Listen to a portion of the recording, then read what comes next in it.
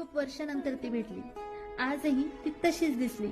इयत्ता, तुकडी, सुविचार या सगळ्यांनी नटलेली, घंटेच्या आवाजाने सगळ्यांना पळवणारी, गावाचा अभिमान, गावाची ओळख असणारी, आजही तितकीच जवळची वाटणारी माझी शाळा. इथेच जन्म झाला मैत्रीचा. खऱ्या अर्थाने इथेच पायाही रचला प्रत्येकाच्या भविष्याचा. कधी कधी खूप कंटाळा यायचा नावडत्या विषयाचा, तर कधी कधी रागही यायचा अतिशिस्त लावणाऱ्या शिक्षकांचा. खेळाचा तास मात्र असायचा सगळ्यांच्या आवडीचा.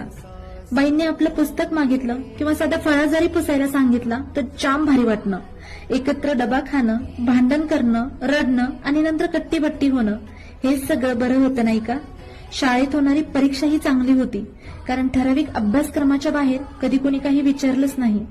आता आयुष्याच्या शाळेला ना पुस्तक ना अभ्यासक्रम, पण परीक्षा मात्र रोजच चालू आहे.